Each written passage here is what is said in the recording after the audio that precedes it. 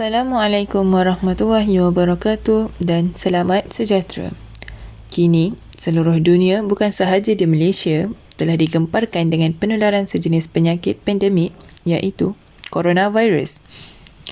Pandemik ini telah menyebabkan seluruh dunia menghadapi banyak masalah dan krisis terutamanya dalam bidang ekonomi.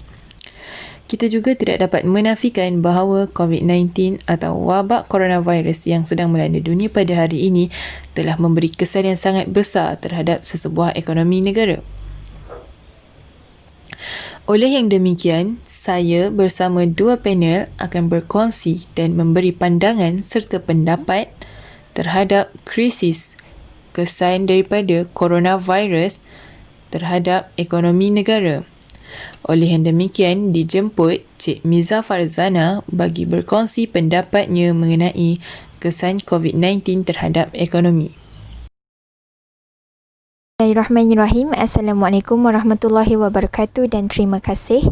Baiklah, seperti yang telah disebutkan sebelumnya, ekonomi terjejas kerana kehadiran COVID-19, pandemik yang melanda hampir seluruh dunia pada masa kini.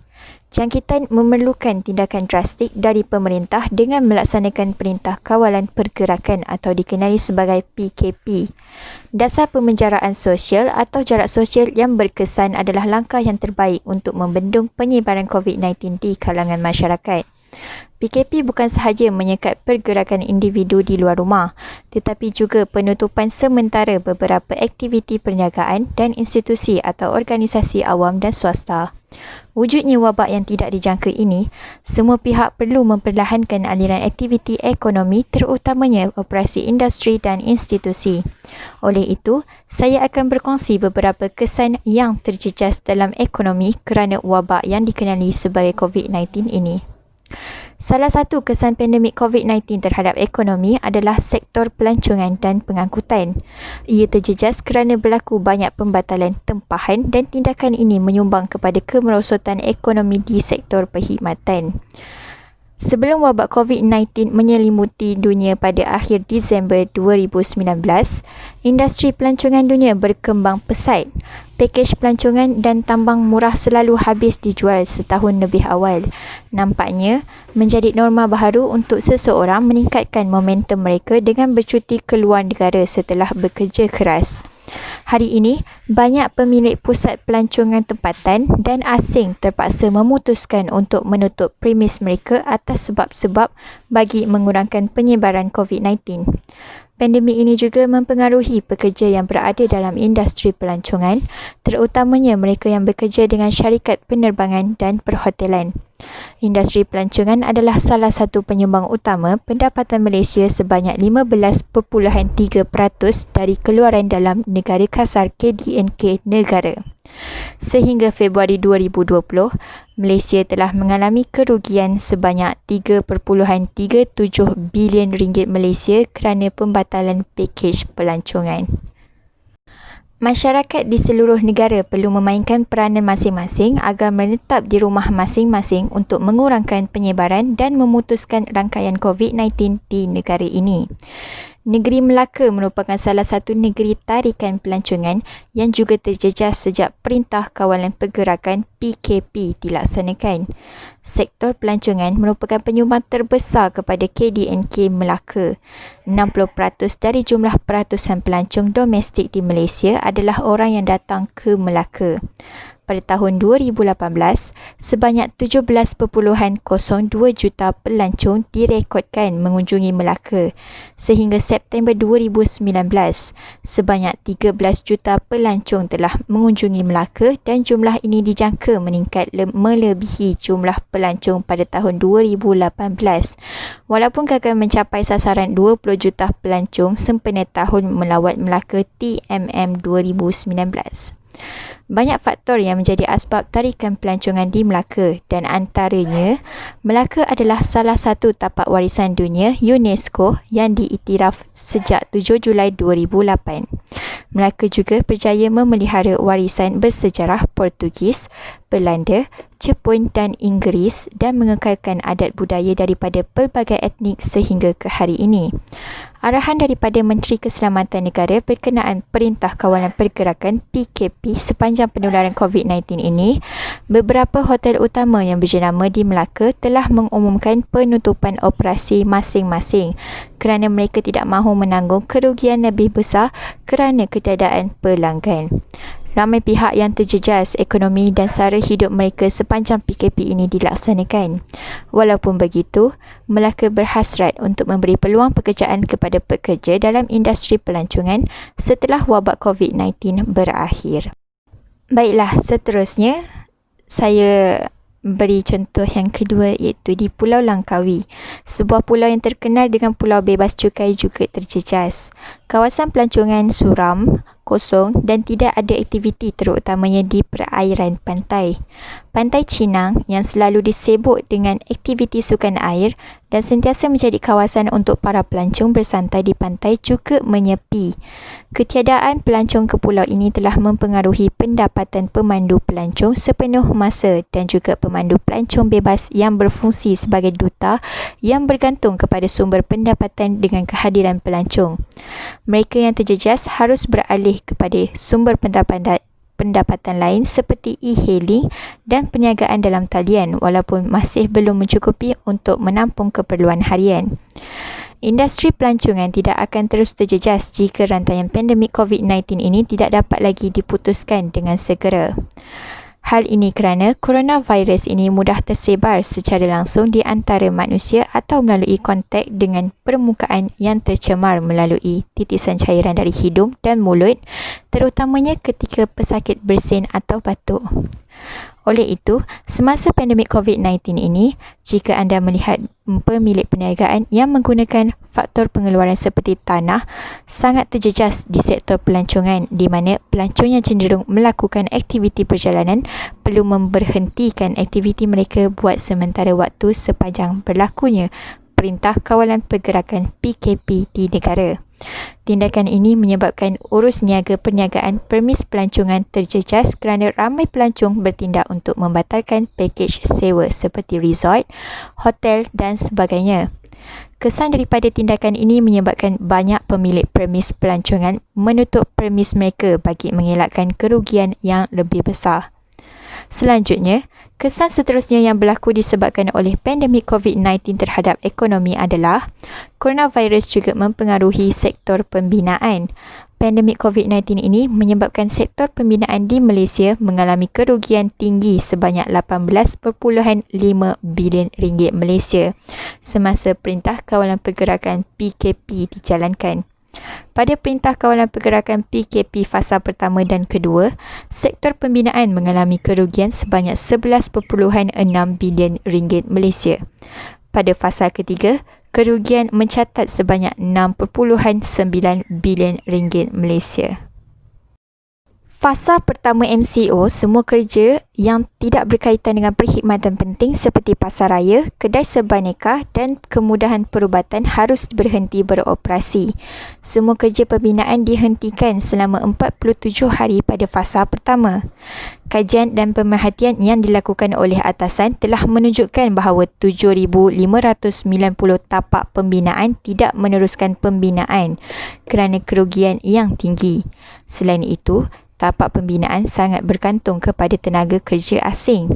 Oleh kerana negara melaksanakan PKP, buruh asing terpaksa ditempatkan di kawasan khas dan tidak dibenarkan bekerja sementara bagi memutuskan rangkaian wabak COVID-19 daripada merebak ke khalayak ramai.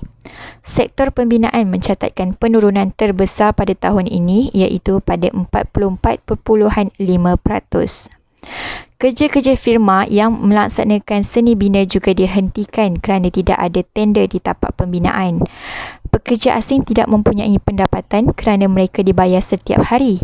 Oleh itu, Majikan di syarikat pembinaan membuat inisiatif lain untuk memindahkan pekerja tapak pembinaan ke sektor lain supaya mereka tidak terjejas dengan isu pengangguran. Menurut statistik, kesan Perintah Kawalan Pergerakan PKP memberi impak yang besar kepada kontraktor. Sebanyak 17,000 syarikat terjejas teruk. Syarikat-syarikat ini adalah pemacu utama dalam sektor pembinaan.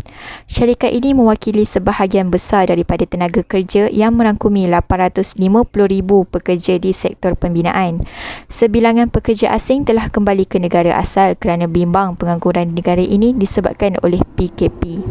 Di sini jelas dapat dilihat bahawa pandemik COVID-19 ini juga menjejaskan mereka yang berada di dalam sektor pembinaan kerana segala gerak kerja yang telah dijalankan perlu disekat untuk seketika dan ia menyebabkan para pekerja yang bekerja di dalam sektor ini mengalami kehilangan punca pendapatan dan sara hidup sepanjang berlakunya Perintah Kawalan Pergerakan PKP di negara. Tidak terkecuali juga kepada pekerja asing yang datang ke negara bagi mencari rezeki untuk menyara keluarga mereka. Mereka perlu pulang ke negara masing-masing bagi mengawal penularan pandemik COVID-19. Sekian sahaja serba sedikit pandangan terhadap impak atau kesan yang tercetus kerana penularan wabak yang berbahaya ini, COVID-19, daripada saya. Terima kasih. Kepada Cik Miza Farzana atas perkongsian yang ringkas serta padat. Dengan ini, saya dapat simpulkan beberapa kesan negatif, kesan daripada pandemik COVID-19 terhadap sektor negara, iaitu dari segi sektor pelancongan dan sektor pembinaan. Apabila kedua-dua ini memberi kesan yang negatif dan kesan yang hampir sama, akan menyebabkan kerugian terhadap pengusaha-pengusaha dalam bidang yang mereka ceburi. Hal ini disebabkan semasa pandemik COVID-19, negara Malaysia sendiri telah memerintahkan Pemerintah Kawalan Pergerakan iaitu PKP yang diarahkan oleh kementerian kita sendiri. Apabila hal ini berlaku, masyarakat diarahkan untuk menetap di rumah masing-masing dan mengurangkan aktiviti luar bagi memutuskan rangkaian COVID-19 ini tersebar dengan lebih cepat. Hal ini menyebabkan sektor pelancongan serta sektor pembinaan tidak dapat berlangsung seperti biasa. Okey, seterusnya kita akan menjemput panel kita yang kedua, Cik Wan Nur Hazwani bagi mengutarakan pendapatnya berkaitan dengan impak atau kesan pandemik COVID-19 ini terhadap ekonomi negara Malaysia sendiri. Dan ini saya segala hormatnya mempersilakan. Bismillahirrahmanirrahim. Assalamualaikum warahmatullahi wabarakatuh dan terima kasih kepada moderator Cik Sali Sofia. Baiklah, saya akan teruskan perbincangan kita berkenaan isu yang tengah hangat pada masa kini iaitu kesan pandemik COVID-19 terhadap ekonomi. Memandangkan panel kita, Cik Meza telah mengutarakan dua pendapat terhadap kesan pandemik ini berkenaan kerjaya terutamanya. Jadi saya akan memperkongsikan pandangan saya berkenaan kesan pandemik COVID-19 ini terhadap ekonomi. Tadi ada dinyatakan bahawa sektor pembuatan merupakan salah satu sektor yang terjejas sepanjang berlakunya Perintah Kawalan Pergerakan PKP. Sektor pembuatan yang terjejas kerana adanya penutupan operasi menyumbang kepada pemberhentian dan bekalan barang yang terhad di pasaran. PMI Malaysia terus menganggarkan bahawa pada bulan Mac 2020, skornya 48.4 mata berbanding 48.5 mata pada Februari 2020. PMI bagi kebanyakan negara yang terlibat dengan PKP disebabkan pandemik COVID-19 berada di bawah tahap 50 mata. Antara faktor penurunan PMI adalah disebabkan terdapat kekurangan pesanan baru dari negara pengimport, kekurangan bekalan dan kelembapan dalam aktiviti ekspor dan import. IPI Malaysia pada Februari 2020 meningkat pada kadar 5.8%. PKP yang berkuat kuasa pada 18 hingga 31 Mac 2020 memberi kesan kepada IPI Mac 2020. IPI rakan dagang utama Malaysia dengan negara-negara yang terjejas COVID-19 seperti China, Amerika Syarikat, Jepun, Korea diharapkan dapat memberi kesan pada sektor pembuatan Malaysia. Kelembapan aktiviti di negara ini akan mempengaruhi permintaan, terutamanya yang melibatkan rantaian bekalan sektor perkilangan, input perantaraan. IPI China telah menjunam ke tahap terendah sejak tercetusnya wabak COVID-19 ini. Contohnya, ekspor sarung tangan getah Malaysia pada tahun 2019 berjumlah RM17.4 bilion, sementara pada tahun 2018 berjumlah RM17.8 bilion. Wabak COVID-19 diharapkan dapat meningkatkan permintaan sarung tangan getah menjelang 2020-2021. Pada tahun 2019, Malaysia menguasai pasaran sebanyak 65% dan pesaing terdekat Malaysia adalah daripada Thailand sebanyak 17.0% dan daripada China sebanyak 9.5%. Produk tidak penting dijangkakan mengalami penurunan ekspor kerana penutupan kilang sepenuhnya di bawah kawalan PKP pada Mac 2020 hingga April 2020. Walau bagaimanapun, produk E dan E, chemical, PO dan PO base juga akan terjejas sekiranya PKP tidak membenarkan pengoptimaman dalam operasi. Sektor pembuatan adalah salah satu aktiviti ekonomi yang akan terjejas akibat tindakan PKP untuk membendung penyebaran wabak COVID-19 ini. Bagi Malaysia, impak terhadap sektor pembuatan akan dapat dilihat dengan jelas mulai bulan Mac 2020. Langkah-langkah kerajaan untuk menghadkan operasi perniagaan atau perindustrian serta hanya membenarkan perkhidmatan penting yang dapat beroperasi diharapkan dapat mempengaruhi prestasi nilai penjualan hingga tahap tertentu. Ini kerana perkhidmatan penting ini dianggarkan menyumbang sekitar 60% hingga 70% dari nilai penjualan sektor pembuatan. Sebenarnya tenaga kerja akan melibatkan hanya 50% pekerja akan membatasi produktiviti syarikat. Pertumbuhan ekspor Malaysia berkait rapat dengan sektor pembuatan di mana lebih daripada 80% barang perkilangan dieksport. Penyebaran COVID-19 di seluruh dunia akan mempengaruhi nilai jualan Malaysia dan seterusnya akan mengurangkan ekspor. Hubungan antara rakan dagang utama Malaysia akan melambatkan aktiviti ekspor dan import. Akibatnya, sektor pembuatan di mana barang-barang pengantaraan dan bentuk modal akan mengalami penurunan rantaian bekalan kerana kebanyakan negara mengeluarkan kenyataan bahawa telah melaksanakan perintah penguncian. Maka segala usaha sama antara negara berkenaan ekspor dan import perlu dibekukan buat sementara waktu. Oleh itu, semasa pandemik COVID-19 ini, kita dapat melihat bahawa operasi perniagaan yang menggunakan faktor pengeluaran seperti modal sangat terjejas dalam sektor pembuatan yang mana banyak perniagaan menghentikan perniagaan mereka dan dengan itu memberi kesan besar kepada sektor pembuatan kerana ia juga akan membawa penghentian pembuatan barang atau produk di kilang. Produk yang dihasilkan mengalami penurunan yang ketara kerana penutupan operasi kilang akan terus menurun sekiranya PKP tidak membenarkan operasi yang optimum. Seterusnya, wabak COVID-19 ini telah memberi kesan buruk kepada sektor pengangkutan awam. Ini kerana pengangkutan awam akan memuatkan banyak penumpang dalam satu masa dan tidak akan ada penjarakan sosial. Ini menyebabkan pengguna mengambil langkah berjaga-jaga untuk tidak menggunakan pengangkutan awam kerana tidak ada penjarakan sosial yang disarankan oleh Kementerian Kesihatan Malaysia KKM. Kajian kes menunjukkan bahawa lebih daripada 90% rakyat Malaysia prihatin menggunakan pengangkutan awam di tengah-tengah ancaman kesihatan COVID-19. Dari segi ekonomi mikro, pengangkutan terhad kepada pengeluar dan pengguna sebagai akibat dari pandemik COVID-19 ini. Nilai tambah dan kesan terhadap pekerjaan akan jatuh. Penghasilan input barang akan mewujudkan pekerjaan bernilai tambah dalam ekonomi negara. Pembekal akan membeli barang yang diservis dari syarikat lain. Isi rumah yang memperoleh pendapatan dari pekerjaan di sektor pengangkutan akan membelanjakan pendapatan mereka untuk barang. Malangnya, kewujudan pandemik COVID-19 memberhentikan semua ini kerana pengangkutan yang berada di pusat akan ditahan. Sektor penerbangan terjejas kerana syarikat penerbangan harus menghadkan penerbangan untuk memasuki negara.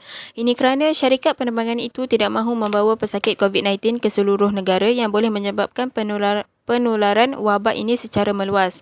Pemecatan besar-besaran oleh syarikat penerbangan telah memberi kesan terhadap kenaikan kadar pengangguran di negara ini. Pemberhentian kerja dilakukan kerana syarikat itu tidak lagi dapat membayar gaji para pekerja. Penyebaran wabak COVID-19 telah mempengaruhi industri penerbangan nasional. Statistik menunjukkan penurunan permintaan penumpang domestik dan antarabangsa bermula daripada 1 Mac 2020. Jumlah permintaan penumpang menurun daripada 28,321 orang sehari pada Januari 2020 menjadi 59,378 orang sehari pada bulan September 2020. Berdasarkan tinjauan unjuran senario lalu lintas penumpang Malaysia 2020, Suruhanjaya Penerbangan Malaysia MEFCOM menjangkakan jumlah tempat duduk perkhidmatan penerbangan penumpang akan menurun kepada 26.6 juta bersamaan 29.7 juta 72.8% hingga 75.6% menjelang 2020 berbanding 2019 sebanyak 109.2 juta penumpang. Sehubungan itu, syarikat penerbangan ini dijangka mengambil masa 3 tahun untuk pulih sepenuhnya daripada kesan wabak COVID-19, bergantung kepada keadaan semasa wabak tersebut di dalam dan di luar negara. Oleh itu, di sini dapat saya simpulkan bahawa kesan pandemik COVID-19 ini memberi impak yang ketara kepada ekonomi melalui kadar penurunan jumlah ekspor dan import antara negara yang sedang berkembang maju. Ia akan menjejaskan ekonomi syarikat yang berada di dalam sektor pembuatan. Pandemik ini juga akan menyebabkan kerugian yang besar terhadap syarikat-syarikat pengangkutan, terutamanya pengangkutan awam dan juga syarikat penerbangan. Hal ini kerana bagi mengelakkan penyebaran virus ini daripada lebih meluas, rakyat-rakyat mengutamakan arahan yang diberikan oleh Kementerian Kesihatan Malaysia dengan melaksanakan penjarakan sosial bagi mengurangkan penyebaran COVID-19. Tindakan-tindakan ini akan menyebabkan kadar pengangguran di dalam negara semakin meningkat. Tetapi apakan daya, kesihatan tetap perlu kita utamakan dalam kehidupan. Sekian sahaja daripada saya. Terima kasih. Baiklah, terima kasih atas perkongsian yang ringkas lagi padat daripada Cik Wan Nur Hazwani. Di sini saya dapat ringkaskan bahawa pandemik COVID-19 ini telah memberi kesan yang buruk kepada ekonomi seluruh negara. Pergerakan sektor ekonomi yang terjejas dan faktor utama yang telah mendapat tekanan serius ialah pasaran buruh berbanding dengan pasaran faktor lain.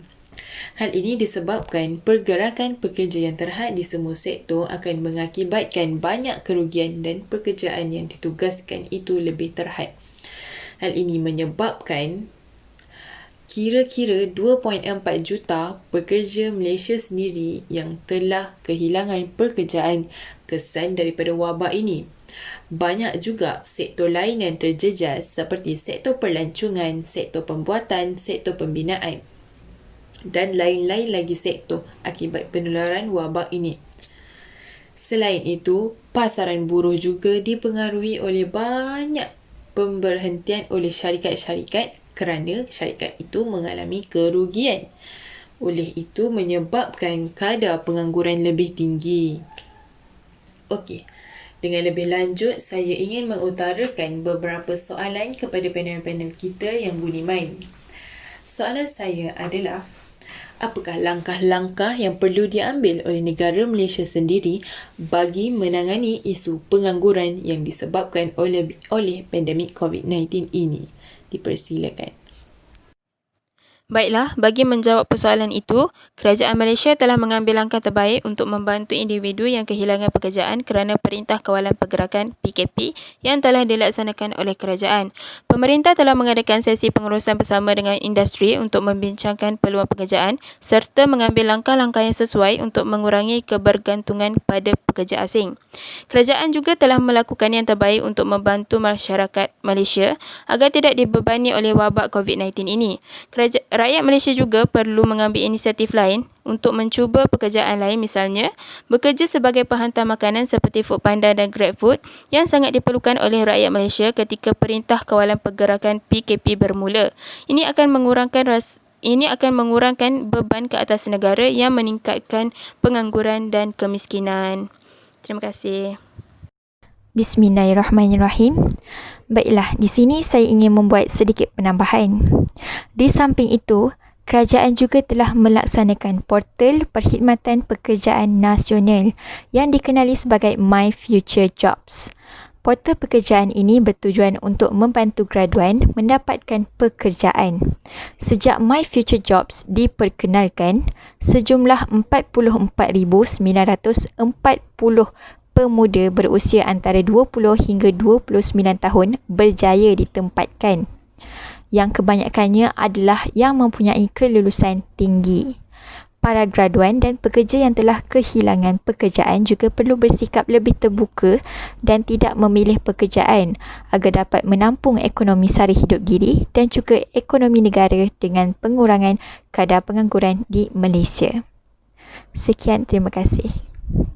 Alhamdulillah dan terima kasih yang tak terhingga saya ucapkan kepada kedua-dua panel pada hari ini. Hal ini disebabkan banyak sekali input yang kita perolehi daripada perkongsian dan pandangan daripada mereka. Saya mengharapkan agar pandemik COVID-19 ini akan beransur pulih agar ekonomi negara kita akan berjalan lancar seperti sedia kala. InsyaAllah. Dengan ini, sekian sahaja forum kita berkaitan dengan kesan pandemik COVID-19 terhadap ekonomi negara. Assalamualaikum dan selamat sejahtera. Salam satu Malaysia. Terima kasih.